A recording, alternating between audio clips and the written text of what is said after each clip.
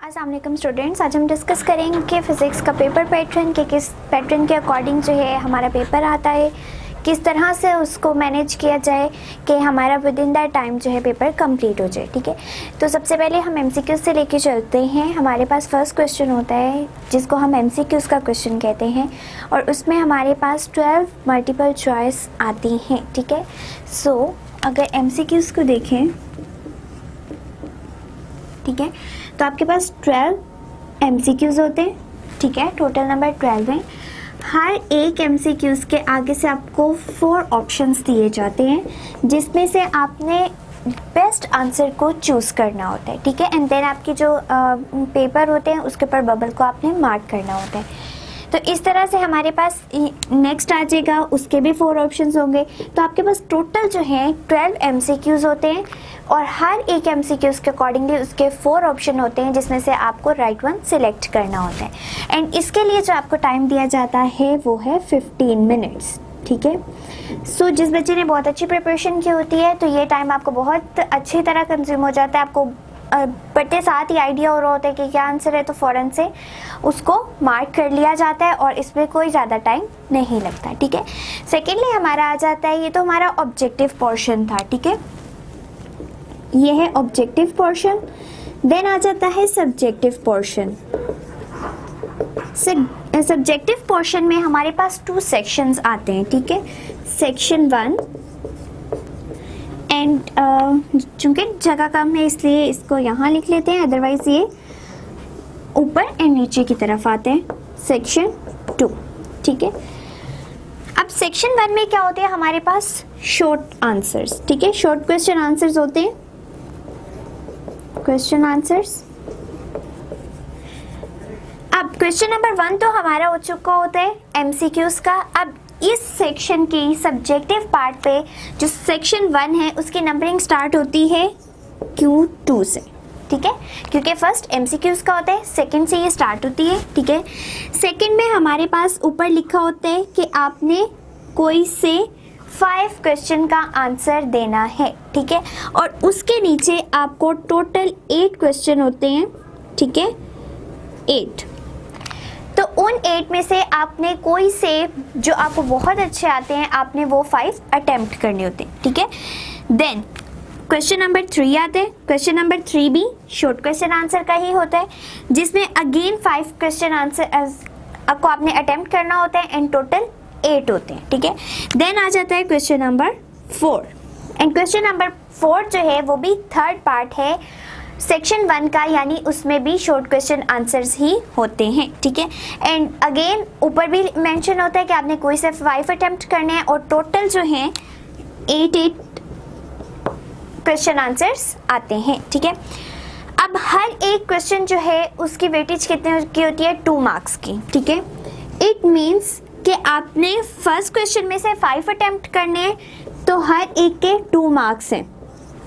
सो 10 marks आपके आ जाएंगे question number 2 में से, क्वेश्चन नंबर 2 जो कि शॉर्ट क्वेश्चन आंसर का है। ठीक है, फिर क्वेश्चन नंबर 3 में भी आपने 8 में से 5 अटेम्प्ट करने होते हैं और हर एक क्वेश्चन के 2 मार्क्स होते हैं। इट मीन्स कि यहाँ पे भी आपने 10 मार्क्स गेन करने होते हैं। क्वेश्चन नंबर 4 जो है उसमें भी शॉर्ट क्वेश्चन आंसर होते हैं। 8 में से आपने 5 अटेम्प्ट करने होते हैं और हर एक क्वेश्चन 2 मार्क्स का होता है। इट मीन्स यहाँ पे भी आपने 10 मार्क्स गेन करने होते हैं। सो जो सेक्शन 1 है शॉर्ट क्वेश्चन आंसर वाला वो होता है टोटल 30 मार्क्स का।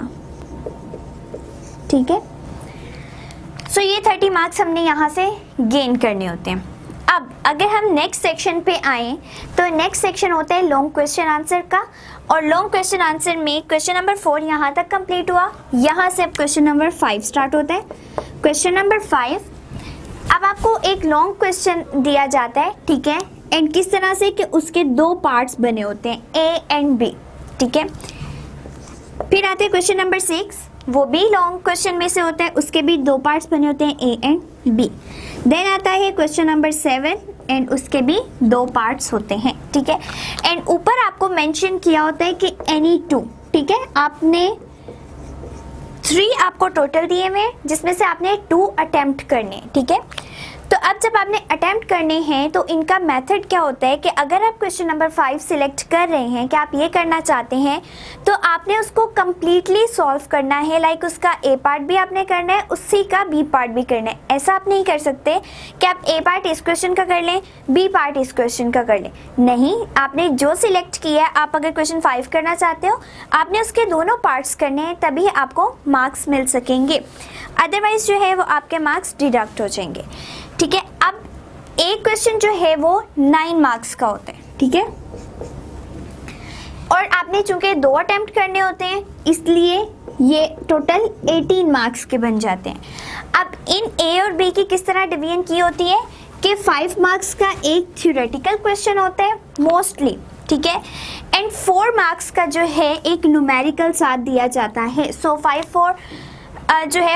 4 9 हो जाएंगे। तो एक 9 मार्क्स का क्वेश्चन आपका तब सॉल्व होगा जब आप दोनों उसके पार्ट्स जो हैं वो अटेम्प्ट करेंगे। ठीक है, सो यहाँ से 18 मार्क्स आ गए और यहाँ से 30 मार्क्स आ गए। एंड जो हमारे MCQs हैं वो है 12 मार्क्स के। ठीक है, सो जो हमारा सब्जेक्टिव पोर्शन है वो है टोटल 48 मार्क्स का, एंड जो ऑब्जेक्टिव पोर्शन है वो 12 मार्क्स का है। इट मीन्स जो टोटल हमारा पेपर है वो है 60 मार्क्स का। ठीक है, अब 15 मिनट्स तो हमें दे दिए गए ऑब्जेक्टिव का पोर्शन सॉल्व करने के लिए। बाकी जो है 1 आवर 45 मिनट्स ये हमें मिलते हैं सब्जेक्टिव सॉल्व करने के लिए। अब हमने इसको किस तरह से डिवाइड करना है कि हम इसको बहुत अच्छे से कंज्यूम कर सकें। तो हमने क्या करना है कि जो 45 मिनट्स हैं आपने जो है पूरी कोशिश करनी है कि आपके जो 15 शॉर्ट क्वेश्चन आंसर हैं वो 45 मिनट्स में कवर हो जाएं। ठीक है, और वो हो जाते हैं क्योंकि अगर एक क्वेश्चन को 2 मिनट्स भी दें तो 30 मिनट्स में आपका कंप्लीट हो जाता है।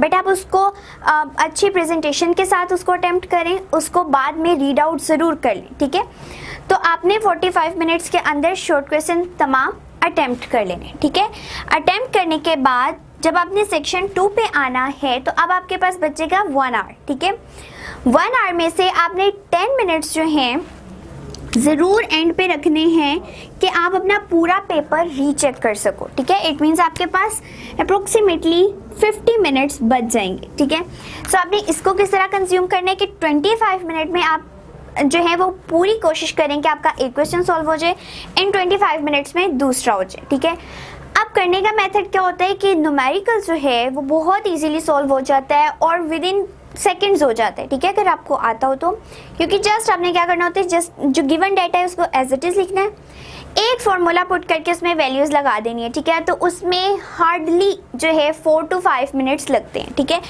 आप ज़्यादा बेहतर है कि पहले न्यूमेरिकल करें। ठीक है, न्यूमेरिकल पे बहुत कम टाइम लगता है और बाद में जो है सारा का सारा टाइम आप अपने थ्योरेटिकल क्वेश्चन पे लगाएं जिसमें आपने सारी डिटेल लिखनी है। ठीक है, तो वो 20 मिनट्स में कंप्लीट हो जाता है। ठीक है, तो एक 25 मिनट्स इसको दे दें एक क्वेश्चन को एंड 25 मिनट्स दूसरे को दे, तो आपके यूँ 50 मिनट्स जो है वो कवर हो जाएंगे। ठीक है, अब आपने पूरा पेपर अटैम्प्ट कर लिया और लास्ट के 10 मिनट जो है वो ज़रूर बचाने हैं ताकि आप अपना पेपर जो है पूरा रीचेक कर सको, देख सको कि कोई अगर मिस्टेक है, कोई चीज़ मिसिंग है, आप उसमें ऐड कर सको। देन आप जो है अपनी प्रेजेंटेशन को ज़्यादा इफ़ेक्टिव बना सको। जितनी भी आपने हेडिंग्स दी हैं उनको हाईलाइट ज़रूर करें। ठीक है, तो ये जो है आप तमाम काम उन 10 मिनट्स में बहुत इजीली कर सकते हैं। ठीक है, तो ये हमारा पूरा पेपर पैटर्न जिसमें 3 आवर्स में हमें अपना पेपर फिजिक्स का कंप्लीट करना है। 15 मिनट्स हमारे पास हैं ऑब्जेक्टिव पोर्शन के लिए एंड देन 1 आवर 45 मिनट्स है हमारे सब्जेक्टिव के लिए। और जो हमारा प्रैक्टिकल पोर्शन है वो बिल्कुल सेपरेट है और उसमें क्या होता है, उसका आपको सेपरेट टाइम दिया जाता है, सेपरेट आपकी कॉपी की चेकिंग होती है, तो वो एक सेपरेट काम है। इसलिए आपने ज़्यादा से ज़्यादा फोकस जो है पेपर टाइम पे पेपर के लिए ही करना है कि 3 आवर्स को आपने किस तरह से कंज्यूम करना है कि आपका पेपर बहुत अच्छा हो सके।